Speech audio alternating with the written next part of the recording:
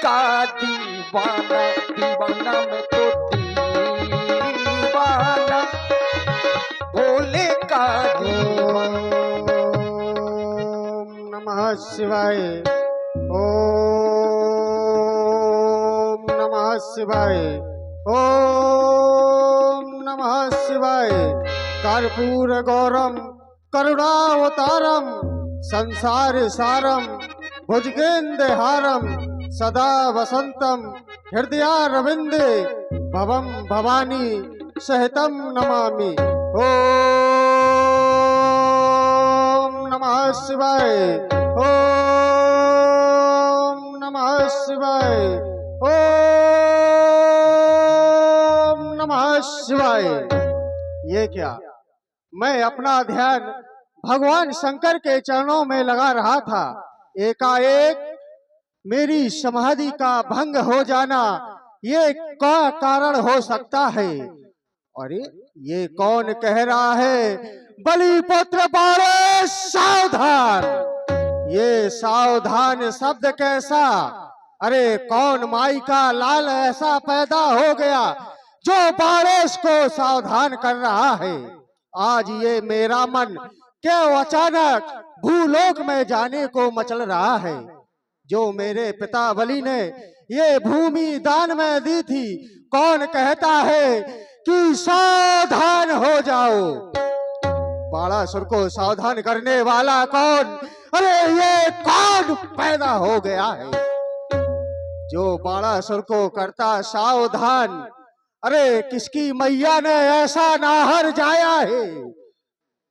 ये बार बार सावधान सावधान शब्द की ध्वनि कैसी? भोलेनाथ, क्या आपका वो तीसरा नेत्र खुल गया, या रक्त से भरा वो माँ काली का कपर खाली हो गया? आज मेरा ये मन क्यों बार बार भूलोक में जाने को मचल रहा है? ये सावधान सावधान सावधान करने वाला कौन? भोलेनाथ ज्ञात कराओ, भोलेनाथ ज्ञात कराओ। क्या आप ज्ञात नहीं कराएंगे भोलेनाथ? तो मुझे अपनी माया से ज्ञात करना होगा कि क्या कारण हो सकता है। ओम नमः शिवाय, ओम नमः शिवाय, ओम नमः शिवाय। विदित हो गया, मिथिला के राजा महाराज जनक अपनी पुत्री सीता का स्वयंवर कर रहे हैं, और उस स्वयंवर में महाराज जनक ने हमको नहीं बुलवाया। क्यों?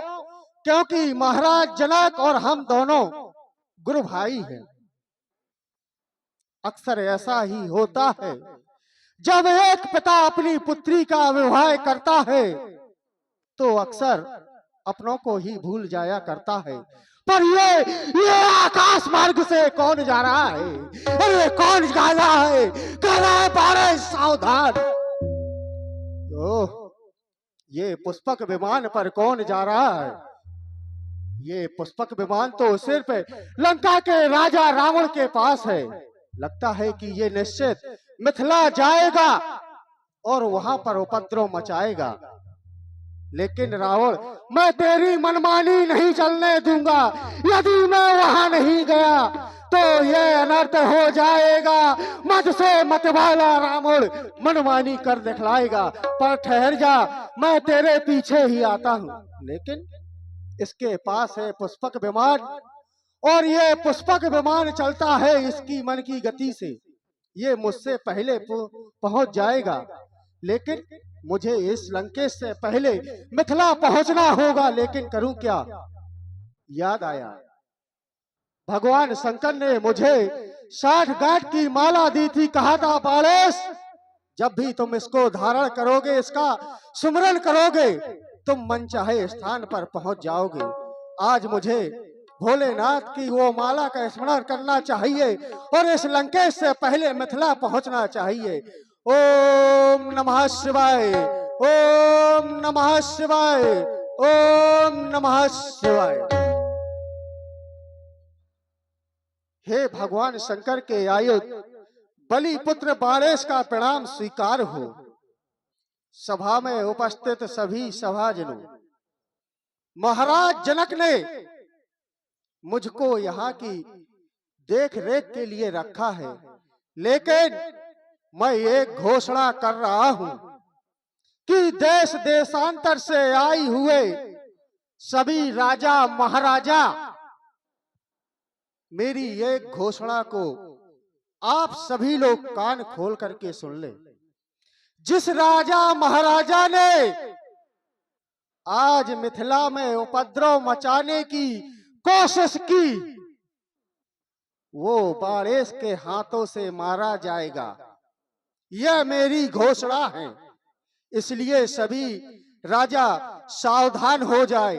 सावधान, सावधान, सावधान।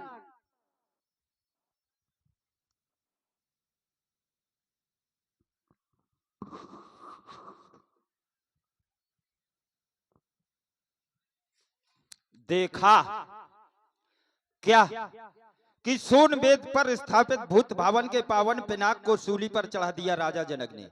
पुर नर नार सुभग सुचि संता और धर्मशील ज्ञानी गुणवंता, कहने तो धर्म के ठेकेदार और कर रहे।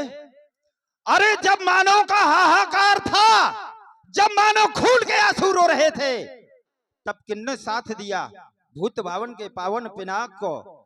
तुमने मानव के आंसू पोंछे और आज सूली पर चढ़ा दिया। वाह! और सुना क्या?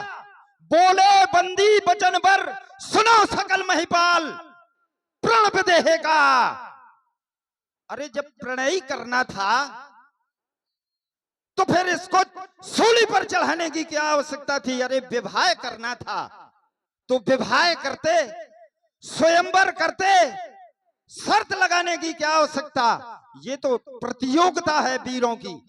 यदि किसी 10,000 राजाओं ने मिलकर इसको तोड़ दिया तो ये 10,000 टुकड़े करेंगे क्या महाराज इसके?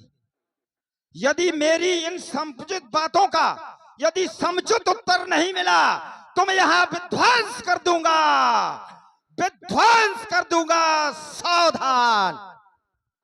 मैं जानता था कि निश्चित ये मिथिला में पहुंच करके उपद्रव मचाएगा।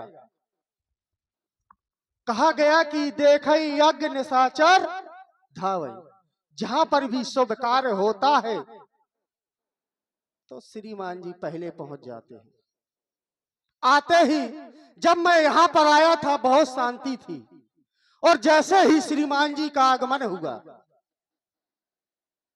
तो सभी लोग डरने लगे। लेकिन तुम्हें डरने की आवश्यकता नहीं है, क्योंकि यहां पर बाड़ेस है। बाप न मारी मेढकी और बेटा तीरंदाज। कभी पिता ने एक मेढकी नहीं मारी, बेटा तीरंदाज बना फिर रहा है। आते ही घोषणा कर दी।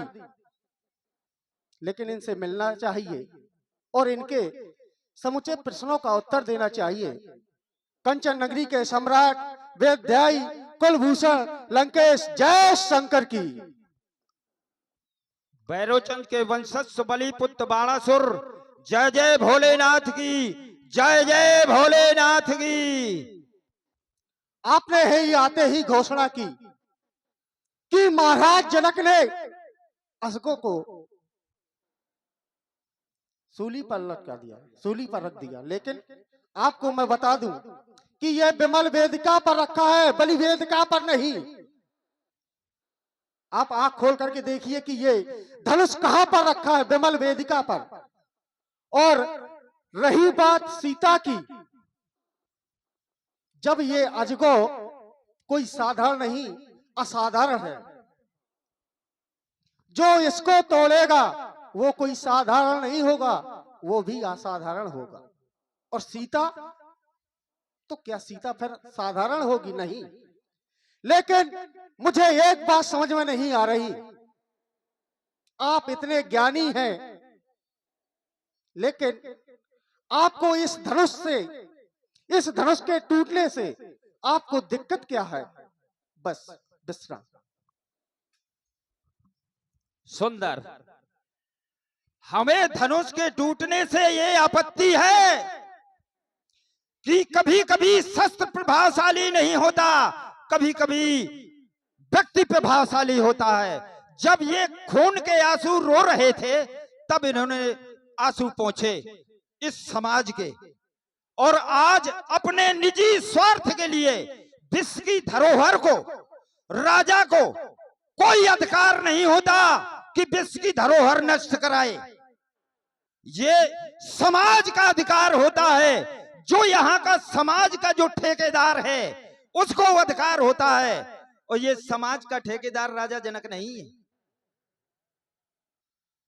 जो अध्यक्ष बनाया जाता है समाज का, उसको ये अधिकार होता है, उसको नहीं कि अपनी पुत्री के विवाह के लिए और एक परम पूज्य पिनाकी के पावन पिनाक को अपने जीवन काल में अपने पूजा अर्चना करते आए और आज केवल पुत्री के विवाह के लिए उसे तोड़वा रहे हैं। ये आपत्ति है। बहुत सुंदर। आपने कहा कि जब इस समाज में त्राही माम की घोष हो रही थी तो इन्होंने साथ दिया। लेकिन क्या आपने कहा कि ये समाज के ठेकेदार का काम नहीं, पर यहाँ पर मिथिला में है, राजा जनक के पूर्वजों को मिला था। आप आए देखा कि ये अजगो किस स्थिति में है। जब आज इसका उद्धार होने वाला है तो श्रीमान जी आ गए कि ये अजगो नहीं टूटेगा। तो श्रीमान जी मैं पहले ही बता चुका हूं, आप भी बता रहा हूं कि त्रेता के चौथे चरण में इस अजगो का उद्धार हो रहा है, तो उद्धार होने दो। और हमारा फर्ज भी रहता है कि जहां पर कन्या का विवाह हो, वो चाहे अपनी पुत्री हो, चाहे दोस्त की पुत्री हो, चाहे दुश्मन की हो, लेकिन हमें वहां पर जाना है तो सिर्फ सहयोग की भावना लेकर के, दुर्भावना लेकर के नहीं। इसलिए मैं कहता हूं कि यहाँ पर कन्या का विवाह हो रहा है, कन्या का विवाह होने दो। अगर आपकी भुजाओं में है दम तो फिर निकल चलो मिथिला के बाहर। इसलिए कहता हूं कि अजगो नहीं किसी की बपोती, अजगो नहीं किसी की थाती, ये तो विश्व बपोती है। अजगो नहीं किसी की थाती, ये तो विश्व बपोती है। अगर निकल चलो मिथिला के बाहर श्रीमान जी, तुमको खुली चुनौती है। इसलिए आज धनुष कर्षण होगा होगा होगा। अब नहीं धनुष कर्षण होगा, आज चमकेगी बम चंद्रहास बालों का वर्षण होगा। ओए बालों द्वारा आग निकल कर और अंबर में लग जाएगी, और आज मैथिली अधिवेशन में महाप्रलय मच जाएंगे।